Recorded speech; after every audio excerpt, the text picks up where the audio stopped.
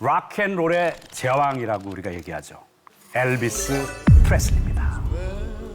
자, 이 엘비스 프레슬리는 1950년대 시대를 바꾼 가수로 인식되는 인물입니다. 그리고 그건 틀림이 없습니다. 근데 50년대면은 지금처럼 미국의 소수인종들이 경제적으로 어떤 여건을 누리게 되기 훨씬 전이에요. 그러면 판을 내면 누가 판을 삽니까? 백인들이 사는 거죠, 그죠? 그러면 백인들이 사야 되는 음악을 만들어야 되는 거잖아. 근데 놀랍게도 그때 당시에 진짜 젊은이들이 열광하던 음악은 흑인 음악이었습니다. 그리고 이 흑인 음악은 미국의 그 노예 시대 때 농장 음악부터 출발한 소위 우리가 블루스라고 얘기하는, 그게 지금 전 세계 대중음악의 80~90%를 차지하고 있어요. 그러니까 이 블루스가 세속 음악이 되면서 그것이 리듬 앤 블루스, 소울 이렇게 변해오게 되는 거죠. 이 리듬 앤 블루스, 소울 음악을 하는 흑인 가수들, 그들의 음악이 훨씬 더 매력적인 거야. 훨씬 더 덜 모범적인 거예요. 무슨 뜻인지 아시죠? 그렇죠? 그러니까 젊은이들이 이런 음악을 몰래 듣고 있는 거예요. 그러면 장사를 하는 사람들은 이제 어떻게 해야 되겠어요? 이 흑인 음악을 잘생기고 몸도 되게 뇌세적으로 흔들어주고 이런 가수가 있으면 되는 거예요. 그래서 등장하게 된 게 엘비스 프레슬리입니다. 1954년쯤에 그 멤피스에 가면은 선 스튜디오라는 조그만 레코드사가 있었습니다. 크지 않았어요. 거기에 샘 필립스라는 사장이 아무리 봐도 항상 그 레코드 회사를 운영하는 사람들은 다음에 유행이 뭔지 고민합니다. 그렇죠? 아무리 봐도 이제 이건 끝이야. 이 흑인 음악, R&B, 소울 이것이 이제 락앤롤이라는 음악으로 변화하게 되는데 50대 중반에 와서 이게 대세야. 그런데 흑인 가수를 내세우면 판이 팔리지 않을 거야, 그렇게 많이. 그러면 백인이 누가 필요해요. 근데 어떤 청년이 레코드 회사에 나타납니다. 그 청년은 이런 얘기를 합니다. 엄마 생일 선물로 제가 노래를 녹음하고 싶어요. 너무 착하죠. 그렇죠?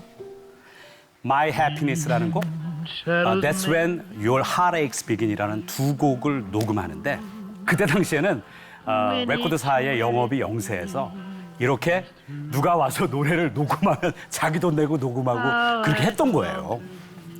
그게 딱 본 거죠. 너무 멋있는 거예요. 그렇죠? 그래서 이제 픽업되게 되는 거죠. 그 다음에 매니지먼트가 이제 여기 붙게 됩니다. 왜? 이 물건이 되거든. 장사가 되거든요. 그래서 탐 파커라는 사람이 이 사람을 매니지먼트 하게 되는데 사실 탐 파커라는 사람은 완전 사기꾼입니다. 이 사람은 네덜란드에서 온 불법 이민자 출신인데 미군에 들어가게 되고 그러면서 이제 미국 사람이 되는 거죠. 근데 머리는 좋아요. 그래서 엘비스 프레슬리를 자기가 이제 매니지먼트를 하면서 엘비스 프레슬리가 이제 성공 가도를 걷게 되는 거예요. 보통 그 매니지먼트사가 15%에서 20% 정도를 자기가 떼가거든요. 저 사람 반을 떼갔습니다. 근데 엘비스는 거기 저항하지 못해. 왜? 너무 순박한 시골 청년이니까. 엘비스 프레슬리의 초창기 히트곡 중에서 하운드 독. You ain't nothing but a hound dog, you're crying all the time. Well, you ain't never gonna ever and you ain't no friend of mine.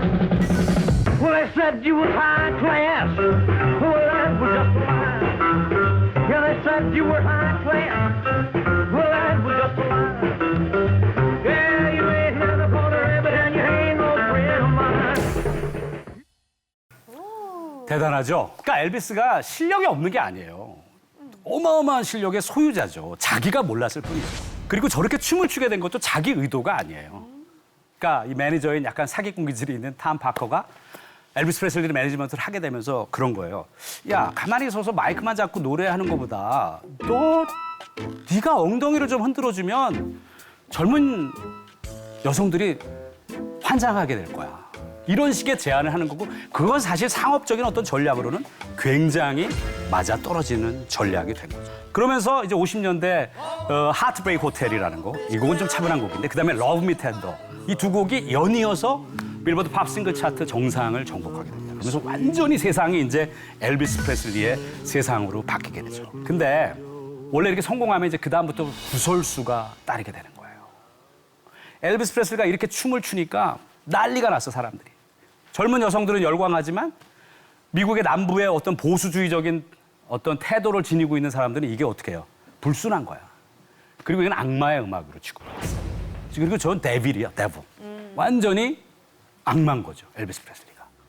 그러면서 그 미국의 남부 교회에서는 일부 엘비스 프레슬리의 사진과 그의 앨범들을 다 모아서 막 불태우고 이런 말도 안 되는 소문도 있었는데 엘비스 프레슬리가 여성 팬들을 유혹하기 위해서 그 작은 사이즈의 그 콜라 병 있잖아요. 유리로 된 거. 그것을 바지 앞주머니 안쪽으로 깊숙이 집어넣고 있다라는 얘기까지. 이게 말도 안 되는 얘기죠. 나는 전혀 안 그런데 내가 당하는 어떤 억울함? 사람들이 어떤 말들을 했는데 내가 그렇지 않다라고 아무리 말해도 믿어주지 않는. 채연 씨도 그런 경험이 있으실 것 같은데. 그런 경우 좀 있지 않으세요? 저 사진을 이제 찍어달라고 할 그렇죠. 경우가 있잖아요. 근데 개인의 감정도 좀 있잖아요. 만약에 웃지 못할 그런 상황인데 사진을 찍어달라고 하면 물론 공인이라고 하니까 무조건 다 웃어야 되는 상황도 있지만 지금 절대 그럴 수 없는 상황이어서 거절을 했을 때 두 분이 걸어가시면서 들리게끔 얘기하는 일부러 들어라. 꼭 들으라고 하죠. 들으라고, 그지? 아, 지가 뭔데? 그렇지. 약간 그렇죠. 이런 식의 말을 좀 많이. 그러니까 매니저를 항상 동행해서 다니세요. 혼자 다니시지 말고. 그래서 거절을 하고 싶어도 그 말을 들을까봐 거절 못하고 그냥 사진을 항상 찍어주던 경우가 많았던 것 같아요. 그래서 애들이랑 있어요. 근데 애들이 어려요. 근데 이제 주변 분들이 이제 사인을 해달라고 그러셔서 저한테는 감사한 일이지만 제가 이 순간에 얘네들을 안 보면 그렇죠. 이 무리로 인해 제가 애들 안고 이렇게 떨어지는 상황이 되면 저 이제 애들을 보호해야 되는 입장이니까.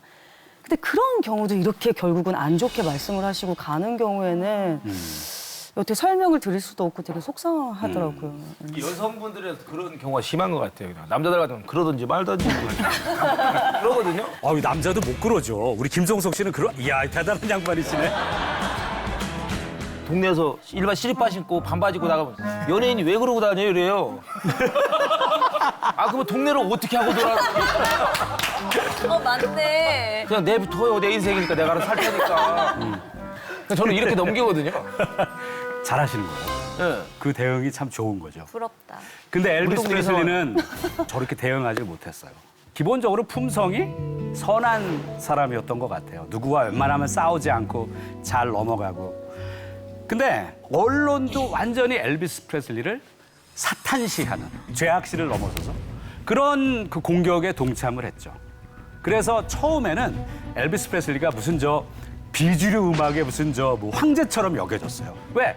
TV에서 출연을 안 시키려고 하는 거예요. 자기들 욕먹으니까. 근데 젊은이들이 좋아하면 그거 어쩔 수가 없거든요. 계속 더 열광하는 거예요. 그러니까 엘비스 프레슬리를 더 이상 방송에서 거부할 수 없는 상황이 된 거죠. 그러니까 엘비스 프레슬리를 공격했던 인간들이 이제 막 엘비스 프레슬리한테 출연해달라고 이제 난리를 피우기 시작한 거죠. 출연했어요. 여러 가지 쇼에 출연을 했죠. 근데 춤을 추기 시작하면 아까 보셨죠? 그 난리난 춤 있죠? 막 하반신 정신없이 흔드는 거. 그 춤을 추기 시작하면 카메라를 상반신만 찍어요. 요즘 같은 기준으로 말도 안 되죠. 왜냐하면 이 가수가 노래하면서 춤을 춘다는 것은 그 춤도 자기 음악 표현의 굉장히 중요한 일부분이거든요. 근데 못 보여주게 한다? 짐 싸서 바로 나와야죠. 못 그런 거예요. 그리고 다들 과거에 엘비스를 공격했다가 이제 엘비스를 이제 막 출연시키려고 애썼던 그 수많은 사람들. 그들 중에 에드 설리반이라는 사람이 있어서 에드 설리반은 에드 설리반 쇼라는 굉장히 중요한 그 공연 프로그램을 TV 공연 프로그램을 오랫동안 했던 사람이에요. 여기 나오면 성공한 거고 여기 못 나오면 별로 성공한 거 아니야. 뭐 이렇게 취급되던. 근데 이제 에드 설리반도 민망했던 거예요. 자기가 그렇게 욕했다가 출연까지 했는데 하반신은 안 찍어주고. 근데도 이 착한 청년이 별로 그렇게 불평도 안 하면서 그냥 또 공연을 그냥 잘 마무리하고. 그러니까 맨 마지막에 에드 설리반이 엘비스 프레슬리를 그 텔레비전 시청자들에게 소개하면서 Elvis, ladies and gentlemen, inasmuch as he goes to the coast now for his new picture, this will be the last time that we'll run into each other for a while. But now wait a moment. I wanted to say to Elvis Presley and the country that this is a real, decent, fine boy. And wherever you go, Elvis. 그래서 양심에 찔렸던 거지 사실은. 그런 사람이었습니다. 그러다가 1960년대에 들어서기 직전에 엘비스 프레슬리는 군대에 가게 됩니다. 그리고 조용히 사고 안 치고 군대에서 제대를 하게 되죠. 근데 왠지 세상에 나온 엘비스는 완전히 변한 사람이 돼 있었어요. 과거에 그렇게, 과거도 아니죠. 몇 년 전까지만 해도 막 이 락앤롤의 제왕으로 미친 듯 그 막 흑인들보다 더 노래를 잘하면서 엉덩이를 그렇게 흔들어대던 가수가 너무 조신해진 거예요. 발라드만을 부르는 가수로 변화하게 됩니다.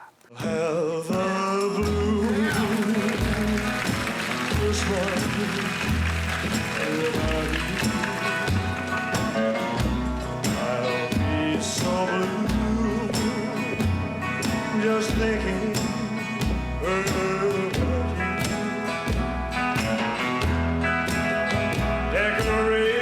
Decorations of red on a green Christmas tree. 과거의 그 스탠다드 팝을 젊은이들이 싫어해서 이 락앤롤이라는 흑인 음악인데 그것을 엘비스 프레슬리라는 어떤 백인의 포장으로 이 세상에 내놓았던 그 제품이 락앤롤인데 그 시대를 이끌었던 엘비스 프레슬리는 군대를 갔다 와서 갑자기 과거의 그 음악으로 돌아가게 되는 거죠. 거기는 이유가 있습니다. 엘비스 프레슬리는 더 이상 사람들에게 시달리는 게 싫었어요. 근데 왜 발라드를 부르는 가수가 됐느냐? 할리우드 영화에 엄청나게 많이 출연하게 됩니다. 그럼 할리우드에서 이렇게 영화로 작품으로 인정받는 영화들은 아니고 그냥 엘비스 프레슬리의 명성과 그의 외모를 파는 영화들이죠. 영화의 주제곡을 부릅니다. 그 주제곡이 그냥 히트곡이 됩니다. 그럼 나는 뭘 안 해도 돼? 공연을 안 해도 되는 거예요. 그래서 앨범을 하나 내면 어떤 그 밴드나 아티스트는 막 2년씩 이 앨범을 프로모션하기 위해서 공연하기도 합니다. 엘비스는 그걸 다 안 하는 거예요. 그래서 멤피스의 그레이슬랜드라는 집을 짓고 거기서 완전히 왕처럼 틀어박혀서 안주하게 되는 거죠. 이게 60년대입니다. 근데 60년대가 세상이 어떤 세상입니까? 미국의 사회 분위기가 급변하던 시대였습니다. 경제적 풍요가 사라지고 50년대부터 부글부글 끓고 있었던 사회적인 문제들이 밖으로 다 뛰쳐나오게 되죠. 그게 첫 번째가 뭐냐? 흑인 인권운동입니다.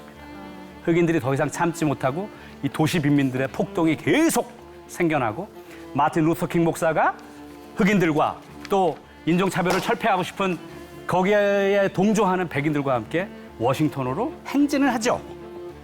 그다음에 미국이 월남전에 참전한 것을 불편하게 여기는 젊은 세대들. 60년대에 엘비스 프레슬리는 이렇게 사회가 변화하고 있을 때 내가 그만큼 힘을 가진 아티스트면 오히려 여기서 목소리를 내야 할 때 침묵했습니다. 근데 69년쯤 되면은 미국 사회에 이런 어떤 어려운 문제들이 폭발하게 되죠. 그래서 막 여러 가지 일들이 막 폭동들도 막 어마어마하게 많이 일어나고 뭐 그때 당시엔 이미 마틴 루터 킹 목사나 아니면 그 말콤 엑스와 같은 흑인 인권 운동의 그 지도자들이 다 세상을 떠나게 되죠. 암살돼서. 그러니까 엘비스 프레슬리도 더 이상 참고 있기가 민망했던 거예요. 왜? 미국의 흑인 빈민가는 지금 너무 처참하니까 현실이. 이때 엘비스 프레슬리도 나도 무언가 음악을 통해서 역할을 해야 되겠다라고 생각합니다. 그래서 앨범을 하나 내게 되는데요. From Elvis in Memphis라는 앨범입니다. 락앤롤 시대의 그 위대한 인물이라고 엘비스 프레슬리 얘기하지만 그때 50년대 전성기에 냈던 음악들보다 요 한 장에 들어있는 12곡의 곡들이 훨씬 더 좋습니다. 그래서 여기서 노래 한 곡이 있는데 In the Ghetto라는 곡입니다. 게토는 미국의 흑인 빈민가를 말하는 거죠. 그리고 지금도 이 곡은 대중음악의 명곡 중에 명곡으로 평가받고 있습니다. 가사 내용은 그렇습니다. 이 흑인 소년이 아무 축복도 받지 못한 채 빈민가에서 태어난다. 근데 결국은 거기에서 아버지도 없고 사랑도 없이 크게 되는 이 소년은 도둑질 하게 되겠죠. 싸움질 하게 되겠죠. 뭐 할 것 같아요, 그 다음에? 이제 약물 하거나 아니면 사고 팔거나 그렇게 되겠죠? 그러다가 그 청년은 자기 아버지가 쓰러졌던 그 빈민가 거리에서 결국은 어느 날 총을 맞고 똑같이 아버지의 운명처럼 죽게 될 것이고 그의 어머니가 그 시신을 끌어안고 슬피 울게 될 것이다. 라는 어떤 내용의 노랫말인데요.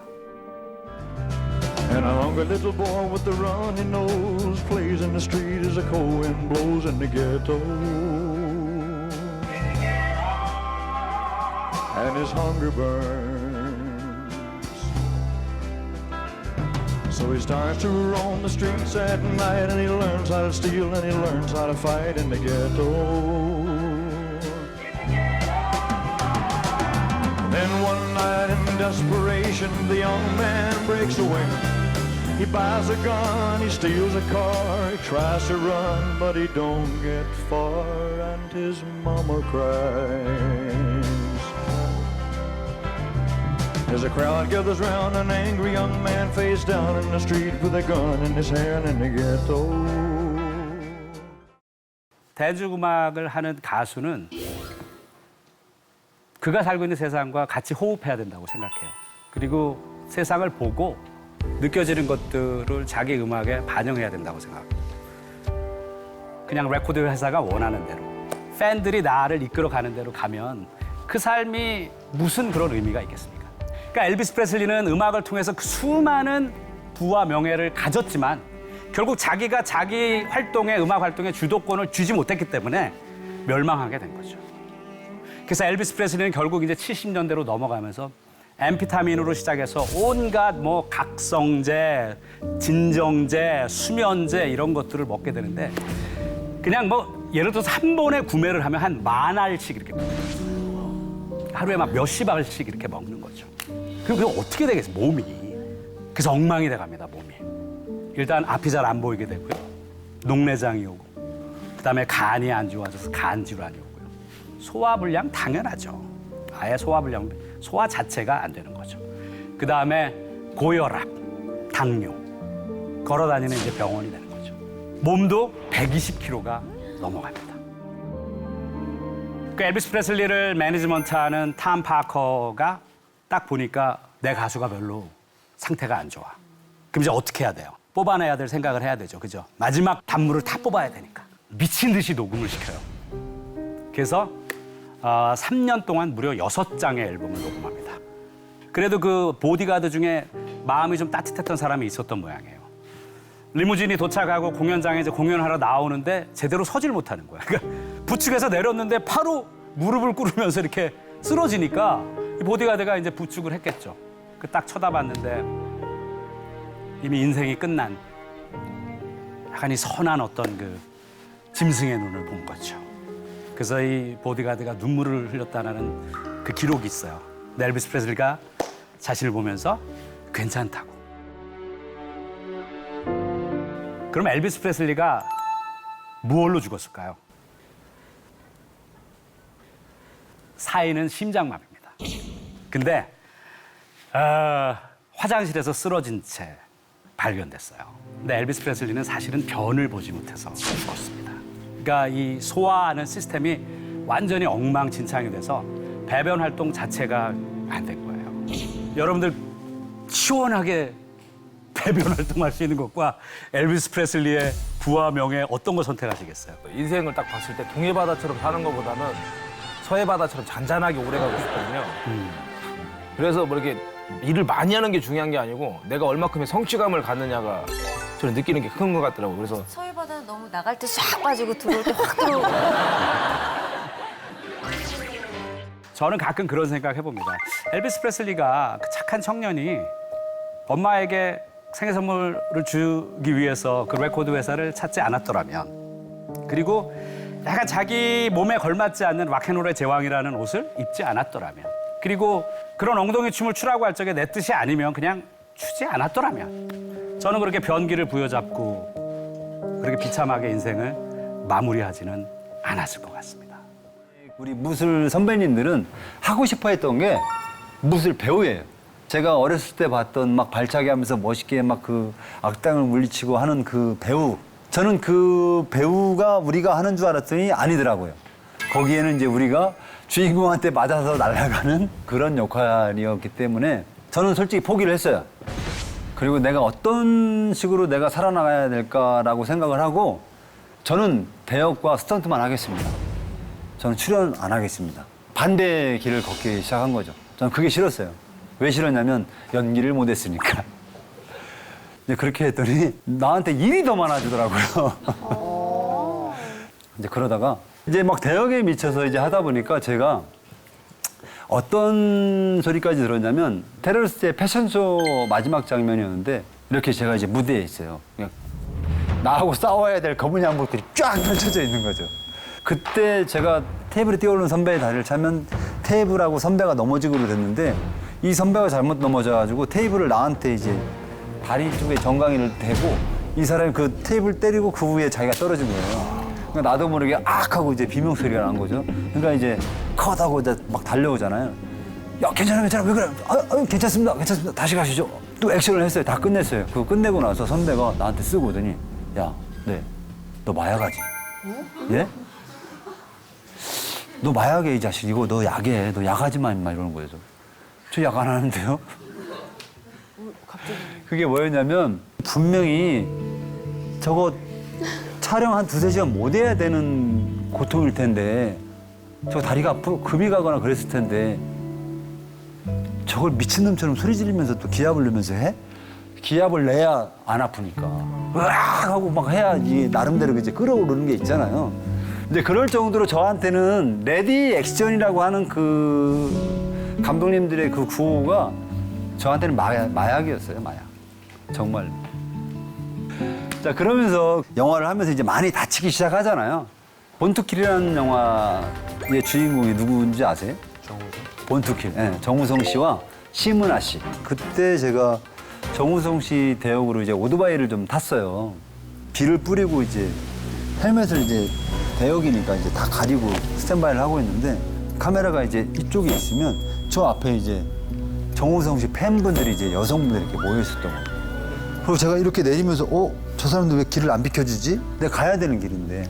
근데 이제 그때 당시 그 정일성 촬영 감독님이셨어요. 자, 빨리 시간 없어. 자, 빨리 가. 그분이 이제 빨리 하니까 이 안에 이제 습기가 확 찬 거죠. 앞이 안 보이는데 레디 액션이 나왔는데 저 앞에 사람이 있는데 나 어떻게 해야 되는 거야 하고 가다가 그 사람들 다치게 할 수는 없잖아요. 가다가 카메라 프레임 아웃 됐겠지 생각하고 제가 잡아뜨렸어요. 잡아뜨리는데 다른 생각을 하지 못하고 옆으로 그냥 콱 찍으면서 제 이제 왼쪽 쇄골이 이제 부러져 버린 거죠. 난리가 났죠. 그 촬영도 못하고 막 저는 이제 그 죄책감에 막 병원에 이제 데리고 가니까 미치겠는 거예요. 근데 죄책감을 떠나서 김성수 감독님의 런어웨이라는 작품을 같이 하고 있었어요. 어떡하지? 여기서 이제 이분들한테는 또 미안하고 저기는 또 내가 어떻게든 가야 되는데 그래서 이제 새벽에 병원을 몰래 도망 나왔죠. 그래갖고 현장에 갔어요. 현장에 가서 이거를 몰래 감고 이렇게 이제 옷이 나온 것처럼 하고 이렇게 괜찮은 것처럼 괜찮잖아요? 그죠? 괜찮죠? 이런 모습으로 이제 예, 자 하겠습니다. 그리고 이제 차에 타가지고 이제 뛰어내리는 것부터 이제 이병헌 씨가 이제 납치돼서 가는 거예요. 그럼 이제 딱 상황 보고 이제 자기는 차에서 팍 뛰어갖고 파르륵 부르면 이제 딱 커트 보면 이제 본인 이병헌 씨가 일어나서 막 달리고 있는 거죠. 그럼 이제 여기는 이제 막 계속 부를 때마다 뼈가 우드득 소리가 이제 귀하고 가까우니까 되게 잘 나요. 그러다가 이제 고가 밑에 이제 철조망으로 이렇게 막아놓은 거 있어요. 사람들이 이제 무단횡단하지 말라고. 그거를 이제 건너뛰어서 또 다음 오는 자동차에 받쳐가지고 떨어져서 일어나서 이제 막 다시 도망가는 거예요. 이병헌 씨 역할이 도망가는 거였으니까. 차에 받칠 때는 차가 이렇게 올 때 그 차가 엄청 무서워요. 이게 눈으로 여러분들 이렇게 뭐가 확 들어오는 것 같아. 그러면 이제 살짝 다리를 빼면서 얹혀만 주면 얘가 이제 본네트가 여러분들 생각보다 안 아파요. 쿠션이 있어요. 그럼 얘가 빵 쳐져요. 그러면 내가 빵 떠요, 이렇게. 차 지붕 이 정도면 이제 이 위로 뜨는 거죠, 이렇게. 그럼 정말 황홀하죠. 그때는 약쟁이가 되는 거죠. 액션의 약쟁이. 정말 한 번도 다쳐본 적이 없어요. 근데 런어웨이에서 이 쇄골이 부러진 상태에서 나를 이렇게 감아놓으니 얘가 통제가 안 되니까 하고 이제 기절을 이제 한 3-4번 하니까 기절을 하고 나 일어나야 되는데 일어나서 이렇게 이러고 있는 거죠. 괜찮아? 예, 다시 하겠습니다. 이제 그때는 이제 앞유리창 막 바꾸는 사람들이 왔고 유리창 바꾸고 한 3번을 하는데 이제 안 되는데 이거 계속하면 안 되는데 시간도 가고 여러분들 마취해본 기억이 있으신 분들은 아마 느낄 거예요. 이렇게 주사를 맞으면 이렇게 가잖아요. 그 기분으로 이렇게 쑥 나락으로 떨어지니까 이거를 이제 떨어진다 안 돼! 하고 주면 이게 머리에 피가 돌아서 기절이 깨요. 그걸 3번, 4번 하면서 이제 깨우치고 그 방법으로 하면서 이제 조금 덜 비틀거리면서 완벽하게 했다 생각했는데 앞유리창이 안 깨지죠. 이번은 앞유리창 깨고 기절 안 하고 무조건 달린다. 이 마음을 먹고 딱 내려서 본네트 딱 차에 받쳐갖고 앞유리창이 딱 오는데 뒤통수를 딱 받고 이렇게 밀려서 뒤로 뒤통수 빵 찍고 이렇게 컷 오케이 그런 거 진짜 이렇게 뛴 거예요. 저는 이제 끝내 오케이 받고 예, 고생하셨습니다 하고 이제 가서 바로 수술대 누워서 이제 수술했죠. 제가 멋있게 이렇게 촬영 딱 하고 왔잖아요. 아파도 그냥 딱 참고 이제 밑에 이제 따라온 애들이 있잖아요. 아니 뭐 그걸 왜 직접 하시냐고 뭐 그러냐고. 야, 인마 약속은 지켜야지 이 자식아. 사람이 신용인데. 이순신 장군은 막 다리가 부러지고도 과거를 봐가지고 급제했어. 그래서 딱 하고 이제 수술실에 들어갔다. 나는 그 다음부터 몰라요. 근데 나와가지고 야 이 뭐 이 땡땡아 뭐 이 새끼야 왜 아파 나 아파 하면서 마취가 깨기 시작할 때부터 내 환타지가 깨져버린 거죠. 엄청 놀림받아요. 지금은 용어가 스턴트맨이잖아요.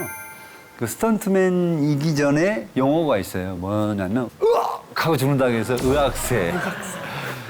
빵 때리면 그냥 방망이처럼 넘어진다고 해서 방망이. 방망이처럼 뭐 여러분들 볼링 아시잖아요. 그냥 맞으면 그냥 다라락 날아가잖아요. 우리가 이제 맞으면 막 다 막 한 두세 바퀴씩 막 돌아가지고 떨어지기도 하고. 이제 그래서 이제 그런 비속어들이 이제 생겼죠. 그리고 나서 양동근 씨하고 내 멋대로 해라에 제가 이제 출연을 하게 됐어요. 그때 이제 사람들이 아 스턴트맨이고 아 무술 감독이구나. 근데 지금은 스턴트맨으로서 이제 완전히 딱 자리를 잡은 거죠. 우리 동근이 형은 어떤 액션 영화 좋아하세요? 저도 성룡 아저씨 영화를 보면서 이 액션의 꿈을 키웠었죠. 아, 나도 그런 영화를 찍으리라. 근데 이제 그런 쪽보다는 이제 결국 간 게 이제 바나나 파이터로 딱 액션 영화. 아 저는 더 좋았어요 진짜로. 정말로 좋았어요. 더 파워풀하고 정말 한 마리의 사자를 봤어요. 오자라고 하지 마세요. 사자. 정말. 우리 문빈 씨. 네, 저는 이소룡 선배님을 되게 좋아했는데 용쟁우투라는 영화 되게 좋아했어요. 약간 그런 고난과 역경도 있고 자신의 한계를 뛰어넘는 그런 류를 좋아해서 액션 영화를 좋아하게 된 것 같아요. 전설이죠 전설. 전설. 그분의 몸을 보면 정말 신이 주신 몸이 아닌 이상은 인간이 감히 만들 수 없는 몸이라고 저는 평을 해요. 그 모습이 정말 우리 때 완전 로망이었죠, 로망. 저도 이제 어릴 때 성룡 아저씨를 보면서 그래서 항상 이제 추석이나 설날이나 가족들만 모이면 무조건 이제 그 영화가 나왔죠. 예, 성룡 아저씨 나오는 영화. 근데 요새는 이제 테이큰 같은 영화를 니암 되게 리스의 좋아하고요. 테이큰. 그리고 어릴 때는 항상 액션 영화는 이런 액션이다라고만 알았는데 보니까 요새는 이 자동차 액션만 전문으로 하는 영화도 있고 그렇죠. 액션의 종류도 되게 다양해지면서 좋아하는 분류도 되게 다양하게 많아진 것 같아요. 이제는 액션 영화도 한 가지만을 가지 않아요. 지금 말씀하신 대로 이제 액션의 종합 선물 세트처럼 주먹이 나오면 차량 액션이 나오고 또 거기에 덧붙여서 이제 총도 쏘죠. 네. 총 쏘다가 이제 총알이 떨어지고 막 던지고 가서 막 싸우죠. 우리나라 액션이 언제부터 시작이 됐다 생각을 하세요? 저 굉장히 어렸을 때부터도 그 액션 영화들은 있었던 걸로 알고 있어요. 오지명 선생님도 액션 영화 되게 많이 찍었던 걸로 알고 있고 꽤 오래 된 거 아닌가요? 그 70년대 정도 될 거예요. 오지명 선생님, 백일섭 선생님, 김도환 시리즈 같은 게 있어요. 네, 용파리 시리즈 있었고 그때는 그랬었어요. 거기 뭐 박노식 선배님들 네. 뭐 다 액션을 했었어요. 근데 이제 마샬 아트를 한 배우분들이 계세요. 그 성룡 좋아하신다고 했는데 취권해서 이제 성룡하고 이렇게 악역으로 만난 사람이 우리 한국 선배님이세요, 배우. 그분이 황정이라고 하시는 선생님이세요. 그리고 이제 또 다른 한 분이 생사결이라는 영화가 있어요. 홍콩 영화. 거기에서 이제 나오는 왕우라고 하시는 선배님. 근데 이 두 분의 그 기술이 기가 막혀요. 그분들이 홍콩 영화에서 활동을 하면서 지금 말씀하신 성룡, 원표, 홍금보 아시죠? 네. 이런 분들의 액션 스타일을 바꿔놔 버렸죠. 그래서 그분들이 황정리 선생님이나 왕호 선생님한테 사부님 이렇게 하는 거예요. 그리고 이제 정창화 감독님이랑 여러분들 모르시죠? 그 한국 감독님이세요. 그분이 이제 홍콩에 가서 그런 홍콩 무협들을 이제 많이 촬영을 하셨죠. 홍콩 영화 최초로 미국에서 박스 오피스 1위를 했대요. 그 정창화 감독님의 죽음의 5손가락을. 그리고 이제 이수환 감독님이 피도 눈물도 없이라는 작품. 그 피도 눈물도 없이라는 작품으로 해서 새로운 게 이제 영화 시스템이 들어오게 돼요. 그게 뭐냐면 디지털 콘티라는 걸 만들게 돼요. 디지털 콘티가 아까 이제 여러분들 액션을 보셨잖아요. 그거를 이제 제가 감독님하고 시나리오를 보고 대화를 해요. 아, 어떤 컨셉으로 할 건지. 그러면 이제 그 컨셉을 가지고 합을 만들어서 이거를 이제 저희들이 비디오나 이런 걸로 이제 찍어서 편집을 막 해서 이제 감독님한테 갖다 드린 거죠. 아, 감독님하고 저번에 나눴던 이 액션의 컨셉인데 한번 보시겠습니까 하고 보여주면 오케이를 하면 그걸로 끝. 이렇게 하면서 이제 대한민국 최초로 이수환 감독님하고 피도 눈물도 할 때 이 디지털 콘티가 이제 만들어진 거죠. 이게 이제 베테랑.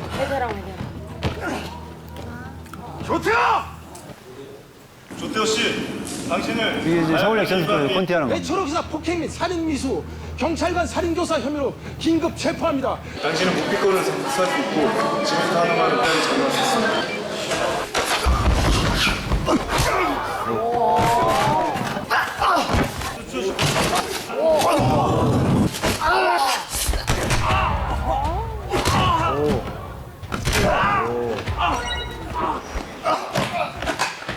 저게 이제 소방. 소화전. 이거 군도.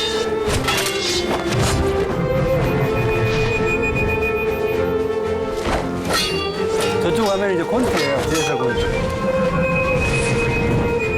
와.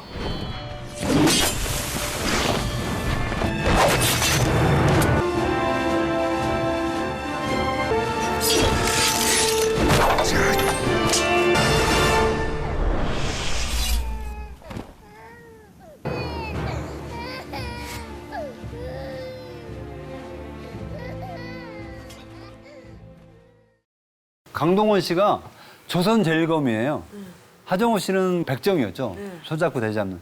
그 사람이 이기려면 어떻게 했어요? 조선제일검하고 싸우는데 저런 함정을 만들어 놓는 거죠. 저런 공간. 큰 칼을 사용을 하잖아요. 큰 칼을 사용하는데 저 이렇게 대나무들이 많은 사이에 큰 칼이 유리하겠어요? 불리하겠어요? 불리하죠. 작은 칼은 막 도망쳐가고. 그래서 이제 그 칼을 이용해서 이 사람을 이제 가둬놓는 거죠. 동그랗게 가둬놓고 칼을 딱 하려고 하니까 뭐가 딱 걸리죠. 그러면서 하정우 씨가 여기 논리잖아요. 이런 것들을 다 디테일하게 제공을 해야 되는 거죠. 이게 이제 무술 감독이 해야 되는 아이디어. 그리고 이제 이 사람을 마지막에 뭘로 해치울 것인가. 그러면 이제 조선제일검이니까 그걸 이용해서 칼을 돌려서 찍잖아요. 칼을 베는 게 아니라. 찍을 때 탁 막아내고 칼날에 의해서 대나무 껍질이 이렇게 싹 벗겨져 올라가잖아요. 그 날카로움을 가지고 그러니까 이제 여기 경동면만 싹 가는 거죠. 그게 이제 디지털 콘티를 다 해서 저렇게 이제 만들어지는 거예요. 저게 이제 잘 나오면 영화를 할 때 그냥 해피하게 가는 거고, 근데 이제 콘티에서 이제 아이디어가 안 나오기 시작하면 이제 멘붕이 오기 시작하는 거죠. 베를린 할 때 이수환 감독하고 이제 라스트 액션 콘티를 할 때인데 저는 이제 한두 번이면 거의 오케이를 하거든요. 이수환 감독과 라스트 콘티를 몇 번까지 갔냐면 12번? 12번. 27번. 제가 30년 영화 하면서 처음 갔어요. 무조건 제가 모든 걸 집중해서 한 번에 오케이를 받지 않으면 죽는다라는 그 생각 때문에 정말 확실하게 잡히지 않으면 갖다 주지를 않아요. 조금만 기다려주세요를 하지. 근데 이제 나름대로 이제 고민하고 이게 고뇌해서 된 것 같아갖고 딱 보여줬더니 여기 이거 좀 느리고 너무 길고 뭐 그런 것 같은데 그럼 이제 제가 예, 그래요? 오늘 이제 컴퓨터 놓고 막 야 이거 좀 걷어내고 이거 걷어내고 자 보세요. 이런 느낌이에요. 그러니까 다시 해와 이렇게. 그때부터 이제 비극이 시작되는 거죠. 진짜 열 몇 번째 내가 너무 힘들어서 아니 계속 해줄 테니까 다시 한 번만 마음을 비우고 한 번만 봐달라. 계속 조르면서 계속 만들어냈죠. 생각해보세요. 아무리 머리가 좋아도 그거를 막 27개의 그 액션 버전을 만든다는 게 힘들거든요. 근데 저는 머리가 나쁜데 더 힘들었죠. 그래서 전화가 딱 온 거예요. 이 양반이 정비용? 정비용은 자기가 기분이 좋을 때, 자기가 정말 기분이 좋을 때는 전화 통화를 해서 정비용? 이래요. 오케이 감독님? 딱 그러니까 아니요. 이거 오케이가 아니고 두 번째로 가기로 했습니다. 그 두 번째 아까 말씀드렸던 첫 번째 이거 좀 길고 좀 줄이고 딱 해서 그 자리에서 이제 편집을 해서 이제 보여줬던 그 작품이 편집을 이제 긁어냈으니까 이제 불편할 거 아니에요. 끊기거나 이런 게 매끄럽게 해오라는 얘기였는데 그 두 번째가 오케이가 된 거죠.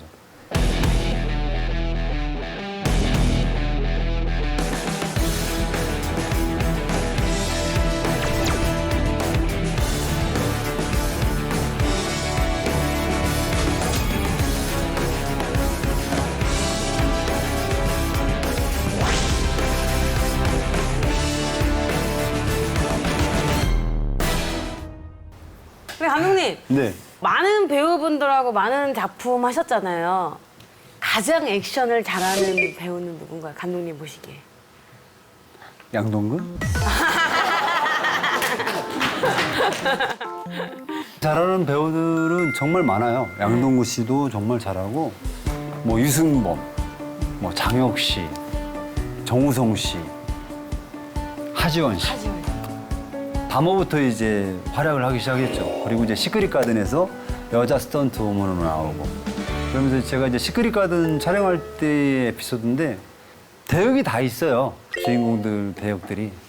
근데 이제 프롤로그 장면이었는데 그 장면을 찍을 때 시간상 빨리 찍어야 되고 도저히 이제 타이밍 맞추기가 힘들겠더라고요. 그래서 이제 제가 이제 하지원 씨 손을 잡고 이거 좀 해줘 하고서 제가 끌고 올라갔어요. 그럴 때 프롤로그의 장면을 촬영하신 분이 이목의 촬영 감독이 그 양반이 그랬대요. 나중에 저 양반 미쳤나 이랬대요.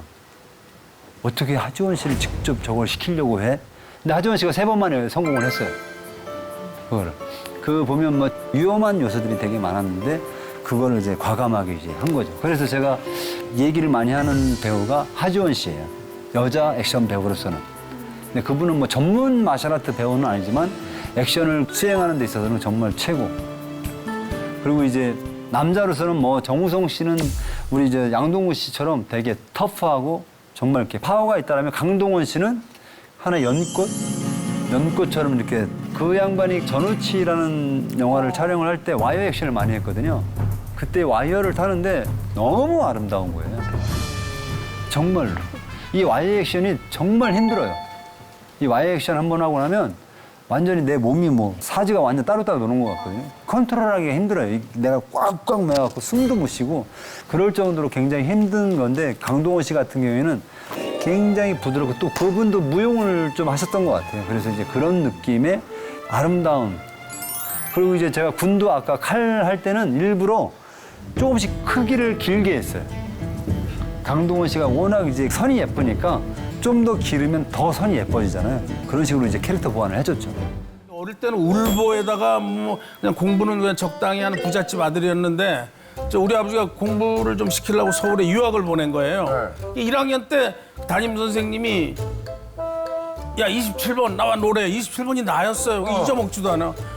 노래도 못하는데 박치에다가 생각이 안 나는 거예요. 혼날 거 같고 시골에 가 서울 와가지고 겁을 잔뜩 먹고 노래를 해야 되는데 생각이 안 나요. 할머니가 불러주셨던 노래가 있어요. 우리 할머니가 강원도 시골 사시는 할머니라서 자장가 대신에 맨날 꼬불꼬불이라는 노래를 불러주셨어요. 꼬불꼬불 첫째 꼭에 첫사랑을 못 잊어서 울고 넘던 날이란 꼭에 꼬불꼬불. 이거 지금 박자 잘 맞추는 거거든요. 그때는 좀 이상하게 불렀을 거예요. 꼬불꼬불 첫째. 심형래가 나오냐? 어쨌든 노래를 못하니까 서울 학생들이 박장대소를 한 거야. 담임 선생님 보시기에 저 친구 재미있거든? 야 너 오락반장. 갑자기. 촌놈이 올라가서 갑자기 오락반장이 된 거예요. 그게 이제 봄소풍인데 야 봄소풍 준비 잘 해가고 있지? 그래서 이제 게임도 연구하고 뭐 사회도 이제 보고 그래서 내가 그 흥사단이라는 모임이 있는데 거기 가서 그 들은 게임이 어조목 게임. 어조목 하면 고기요, 새조, 나무, 목. 그래서 그 중에 하나 되는 거예요, 빨리. 한번 심심한데 해볼까요? 어조목. 오, 잘하시네. 어조목, 목. 소나무. 그러니까 잘하네. 어조목, 목. 목이 뭐예요? 아니, 여태까지 못 들은 거예요. 땅따당 게임은 더 쉬워요. 땅따당? 땅 하면 따당, 따당 하면 땅. 따당. 땅. 네? 따당 하면 땅, 따당. 반대로 하네. 땅. 따당. 이해 안 가죠? 나도 이해 안 가. 너도 이해 안 가? 둘이 얘기 좀 하고 있어. 땅. 오, 잘하네. 땅, 따다당, 땡. 마지막을 뭐 이런 식으로 하면 게임이 웃기니까 웃기는 놈이 된 거예요. 그때부터 이제 저는 공부를 안 하고 매일 극장 구경에다가 뭐 쇼 구경에다가 지금도 그 선생님을 참 고맙게도 생각하면서 한편으로는 왜 저를 이렇게 만들어 주셨나요? 생각도 하고. 어쨌든 누군가에 의해서 내 인생이 바뀔 수 있다 이런 거를 저는 중요하죠. 그러니까 주위에 항상 뭐 주위 사람들하고 잘 지내세요. 그러면은 칭찬해주고 이왕이면은 아유 안색이 왜 이래? 안색이 왜? 그럼 걱정이 되는 거예요. 그럼 병원도 가야 되고 뭐 혈압도 체크고. 근데 혈색 좋아? 뭐 기분 좋은 거예요. 똑같은 입장인데 그러니까 좋은 칭찬을 해주고. 그 제가 어릴 때 그 사인회를 갔는데 키가 큰 친구가 이쁜 친구가 사인을 받으면서 안녕하세요 보니까 느슨한 거야. 너무 예쁘고. 야, 너 슈퍼모델 해도 되겠다. 나중에 슈퍼모델이 돼서 이 친구가 나타났어요. 선생님 때문에 저 슈퍼모델 돼갖고 방송 활동 잘하고 있어요. 현영 씨. 야, 그래서 중학교 때. 진짜? 네. 우와. 제가 40살 시절인데요. 와. 지금이 더 젊어 보여. 지금이 더 나은데요? 아저씨, 아니 벤자민 지금 무슨 얘기 하시는 거예요? 아니, 거꾸로 하세요. 고등학교 시절에 저렇게 빨간 안에 저런 걸 입으시고 졸업하고 다니신 거예요? 저거는 좀 아무것도 아니에요. 실제로? 제가 실제로는 저는 교복을 사입은 적이 없어요. 다 맞춰 입었어요. 진짜? 나팔바지. 모자는 요즘 그 스냅백이라고 유행하는 거를 저희 고등학교 때 썼어요. 평창이라고 그래갖고. 참 어울리는 거? 네. 구두는 캉캉이라고 굽 높은 구두 이렇게 춤출 때 신는 걸 해갖고 저 코너는 제 자서전 같은 코너였어요. 그래서 뭐 그때 뭐 별 노래 다 하고 놀았잖아요. 막 키스해 주세요. 앞니빨이 쏙 빠져 이런 노래도 그때 불렀고. 지금 생각해보면 우리 아버지한테 너무 불효를 한 거죠. 공부는 안 하고 맨날 가가지고 이런 춤이나 추고 또 응원단이란 걸 만들어갖고 최초로 시골에서 그때 이제 짜장면 박수, 뭐 트위스트 박수 이런 거 개발해갖고 짜장면 박수는 한번 해볼까요? 네. 짜장면 박수. 이 박수를 한 번씩 쳐줘야 돼. 반죽하는 거야, 반죽. 반죽.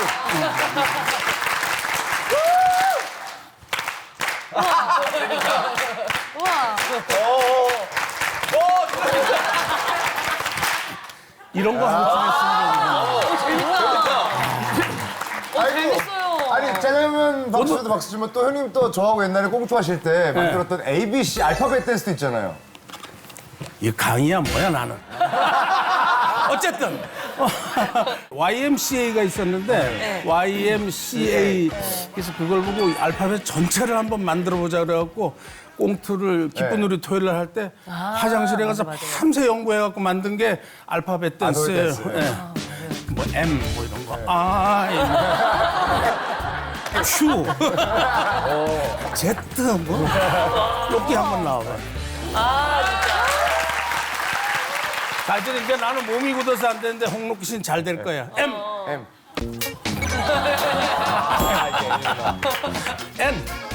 N.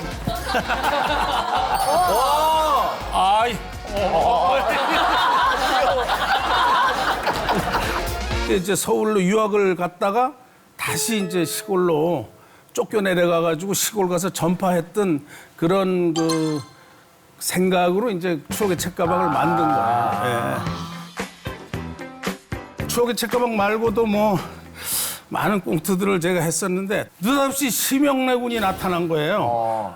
그래서 이제 옛날 축구장 가면은 인기를 가늠한 게 요즘은 뭐 여론조사도 하고 그러지만 옛날엔 그런 게 없으니까 축구장 가서 조기 축구회 하다 보면은 줄을 서요. 사인을 쫙 하는데 어느 한날 이주일 선생님 뭐 또 이덕화 근데 내 앞에 줄을 쫙 쓰는 거예요. 알고 봤더니 그 하룡서당 심영래랑 같이 하는 거 하나만으로 줄을 서는 거예요. 그래서 이제 심영래군하고 그때 변방의 북소리 내일은 챔피언 그런 걸 하면서 이름을 좀 알리게 돼서 지금도 심영래 씨를 고맙게 생각해요. 그 말고도 전유성 씨하고 했던 청춘을 돌려다오 또 이용렬 씨하고 했던 귀국산장 뭐 사실은 그 유행시키려고 한 건 아닌데 그때 유행어도 사실 있었죠. 뭐 이 나이에 내가 하니 쑥스럽구만 이거는 뭐 알다시피 제가 만들려고 한 게 아니라 제 성격이 그래요. 뭐 형님 한번 하시죠. 이 나이에 내가 하니? 뭐 하면 좀 어색하니까 쑥스럽구만.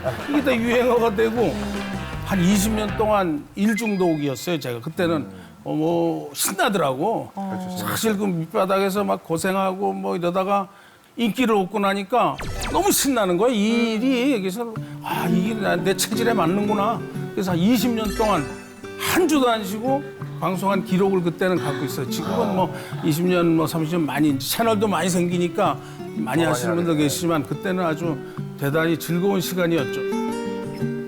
저는 신인상 한 번 딱 받아봤는데 그때 당시 기억이 아직도 떠올라. 너무 감동스럽고 소감, 멘트도 다 기억나거든요. 선배님은 역대 최초로 KBS 연예대상을 2번을 수상하신 건데 그때 처음 받으실 때 기억이 나세요? 처음 받을 때보다 두 번째가 더 기억이 나요. 전혀 어색해갖고 올라가가지고 뭐 한참 떤다. 어쨌든 고마워요. 뭐 이상하게 했어. 잘해왔구나. 바보같이 기대도 안 하고. 근데 어쨌든 이상하게 뭐 이 상복과 인복이 저는 또 있는 것 같아요. 그래서 두 번씩이나 뭐 상을 받게 되고 그 당시에는 꽤 뿌듯했었죠. 뭐. 근데 나중에 개그 콘서트 하나만 남고 삼방사에서 프로그램이 하나도 없어졌어요. 맞아요, 코미디 프로그램. 그래서 그 봉숭아학당 선생님을 내가 두 번째로 다시 하게 됐는데 그때 이제 또 젊은 친구들끼리 이렇게 하는 시스템으로 가야 되겠다 그래서 그러니까 이제 일이 없어진 거예요. 그래서 어떡하나 막연히 뭐 장사하기도 그렇고 그래서 저는 생각한 게 연극을 한번 해보자. 그래서 내가 주인공이 돼갖고 무대에서 한번 내 얘기를 갖고 연극을 한번 해보자 그래갖고 장지은이라는 사람도 만나고 뭐 명계남 씨도 만나고 많이 연극과 영화 쪽에 있는 분들을 많이 만났어요. 근데 제작은 진짜 힘들더라고 내가 하기에. 그래서 이제 그 장진이라는 감독이 연기를 그러면 형님 한번 해보세요. 그래서 좋은 거 있으면 소개시켜달라고 그래갖고 연기를 하게 된 거죠. 연극도 만나고 또 풀몬티라는 뮤지컬도 한번 해보고 사실 노래도 안 되는데 저기 나온다. 근데 쟤는 가슴이 왜 이렇게 늘어진 거야? 형님이시구나. 네.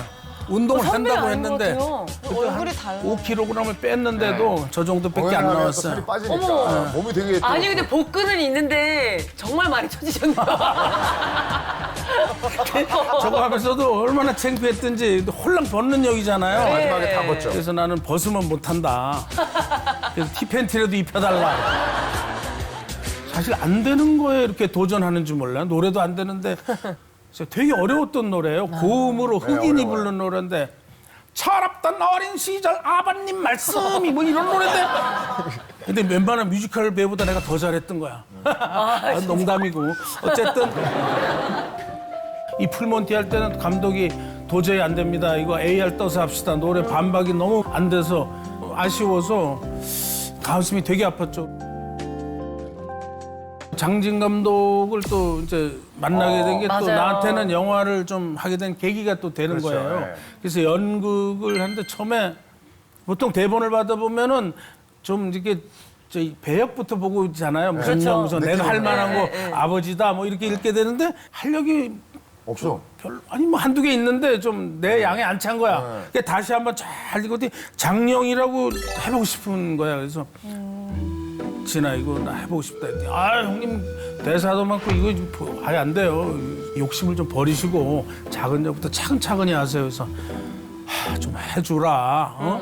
해보겠다는데 야 네가 좀 도와줘야지. 우겨갖고 맡은 역할이 이제 웰컴 투 동막골의 그 인민군 하사 역할이에요. 근데 이제 그거를 했는데 그 다음에 그걸 영화하면서 박근혜 감독이 연극을 보고 선생님 그냥 같이 하시죠. 그래서 이제 하게 됐어요. 근데 나한테 진짜 뭐 좀 기념비적인 작품이죠. 그 영화가 5개월을 찍었습니다. 강원도 뭐 전국을 누비면서 촬영 신나게 했었어요. 근데 너무 추워갖고 겨울이었거든요. 신하균이는 너무 폼 잡다가 이 국군인데 이제 가을에 찍으니까 다 걷고 멋있는 이제 국군 하사인데 겨울이 오니까 애가 소름이 돋기 시작하고 하루는 또 눈이 막 60cm 이렇게 오니까 멋있어요. 진지를 쫙 쪄놓고 김하사 뭐 발사 뭐 난리 치는데 그 다음날 가보면 하나도 없어요. 강풍에 다 날아간 거예요. 그럼 또 다른 데 가가지고 진지를 3번 옮겨서 그 영화를 찍은 거예요. 그래서 그러니까 지금도 뭐 가끔 만나고 이렇게 모임 있으면은 옛날 생각나고 추억이 잡히죠. 그때 배우들하고도 되게 친했어요. 나는 그때 이제 50이 넘어서 했지만은 그때 한창 때 뭐 정재영, 또 신하균, 또 유덕환. 이 유덕환이라는 배우를 되게 좋아하는데 하루는 이 자식이 인사도 안 하고 잤냐? 이러고 가는 거예요. 그래서 저 자식 왜 저래? 싸가지 없네 저거. 그래서 야 인마 너 일로 와봐. 너 왜 그래? 선생님 오늘 하루만 봐주세요. 그랬더니 오늘 찍는 씬이 나한테 싸가지 없게 하는 역이라서 한번 싸가지 없게 해보고 싶어. 얘기를 하고 해야지. 세상에. 그래서 메소드였어. 얘기를 하고 하면은 그게 안 될 것 같아서 한번 자기 시험을 해봤다는 거예요. 세상에. 야, 근데 사실 선배님이 웰컴 투 동막골에 나오셨을 때 처음에 그 포스터를 보고 저 합성인가 싶었어요. 왜냐면 저기에 이만호 선배님이 왜 나오지? 이러면서. 그리고 이제 영화를 봤어요. 근데 중간에 뭔가 한번 웃기실 것 같은데 약간 그런 고정관념이 있잖아요. 그래서 그런 고정관념 때문에 사실 그 감독님들도 개그맨 분들을 좀 많이 안 썼단 말이에요. 나도 왜냐면 되게 웃기고 싶어요. 전에 그 그녀를 믿지 마세요라는 영화에서는 내가 경찰인데 김하늘 양이 이제 쓰러져. 그러면 놀래갖고 어우 큰일 났어. 여기 경찰 불러 경찰. 내가 경찰이면서. 웃긴데. 나는 막 스태프들 막 웃고 난리났는데 감독이 오더니 선생님 그거는 빼야죠. 너무 웃기시려고 그러세요. 그래서 뺐을 때 좀 섭섭하더라고요. 그러니까 그런 개그맨으로서의 조금씩은 갖고 가는 거 같아요. 웃기신데. 그래도 선배님이 나오시면서 그 선입견들이 많이 깨졌어요. 맞아요, 그래서 맞아요. 저희 개그맨들이 연기할 수 있는. 네, 저희 후배들이 좀 많이 따라갈 수 있게 됐던 것 같아요. 그 길을. 그래서 뭐 항상 얘기하듯이 뭐 왜 코미디를 꽁트에서만 할 생각을 하느냐. 연극에서도 해보고 뮤지컬에서도 가보고 영화에서도 가보고 영국에서 하면 그게 코미디지. 문세윤이라는 친구도 영화 한동안 하다가 그래서 다시 꽁트하고 좋다고. 코미디가 뭐 꼭 어디 딱 국한돼 있는 건 아니잖아요. 그리고 뭐 지금 연기 안 하는 코미디언들은 MC로 지금 뭐 그냥 막 누비고 있잖아요. 그러니까 뭐 할 일은 많으니까 너무 낙담하지 말고 꼭 꽁트만이 코미디의 전부는 아니다라고 얘기를 해주는 거죠. 저는 사실 선배님 만나게 된 게 좀 특별했었죠. 왜냐면은 저는 연기를 좀 많이 하고 싶었었어요. 근데 이제 이런 고민들을 털어놓을 수 있는 분들이 이제 근접 기수 선배들 중에는 이거를 물어보기가 좀 어렵더라고요, 사실. 싫어하는 선배들도 있었고 너무 코미디하다가 갑자기 무슨 연기를 하냐. 맞아요.